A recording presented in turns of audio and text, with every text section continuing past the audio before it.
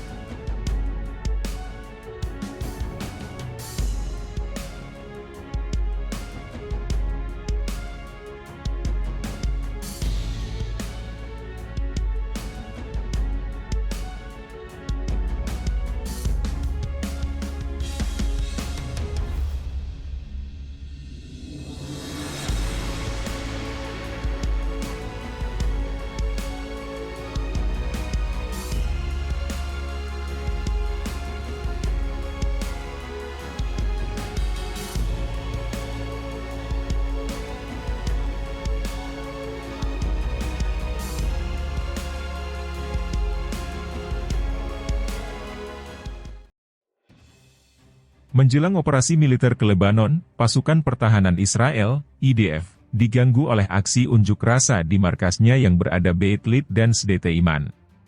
Dalam aksi demonstrasi pada Senin, beberapa pengunjuk rasa tampak mengenakan seragam IDF, masker, dan membawa senjata api. Salah satu anggota Knesset atau DPR Israel bernama Tali Gottlieb terlihat bersama para demonstran aksi itu. Dia berbicara kepada pengunjuk rasa. Sebelumnya, Gottlieb di media sosial X menyinggung adanya tentara Israel yang ditangkap karena diduga menganiaya seorang warga Palestina di pusat penahanan Sde Teiman. Tentara itu diinterogasi di Beit Lid. Dia meminta para pengikutnya untuk datang ke markas IDF. Pengunjuk rasa kemudian berbondong-bondong datang ke sana untuk memprotes tindakan interogasi terhadap tentara itu. Datanglah dalam jumlah besar, ujar Gottlieb dikutip dari The Times of Israel. Dilaporkan bahwa para pengunjuk rasa itu adalah para aktivis sayap kanan. Jumlah pengunjuk rasa di markas Sde Teiman dilaporkan mencapai sekitar 1.200 orang.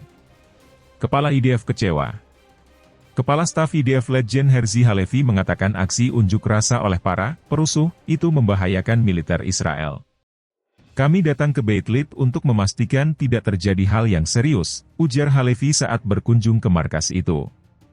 Kedatangan para perusuh itu dan upaya untuk menerobos masuk ke dalam markas adalah tindakan gawat, melanggar hukum, dekat dengan tindakan anarki, membahayakan IDF, keamanan negara, dan upaya perang. IDF mengatakan saat ini pihaknya sedang bersiap melancarkan serangan balasan terhadap kelompok Hizbullah di Lebanon.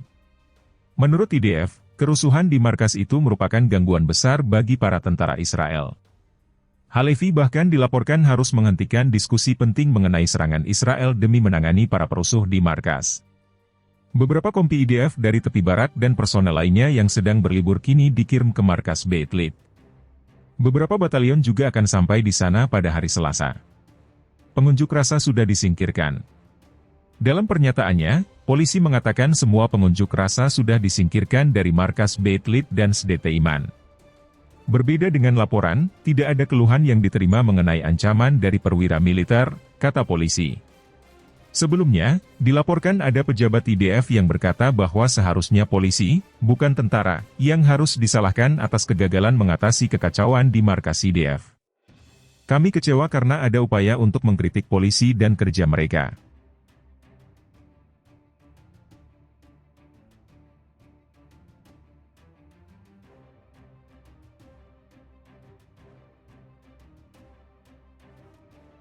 Peretas Korea Utara berhasil membobol data-data militer AS dan mencuri sejumlah informasi rahasia selama bertahun-tahun.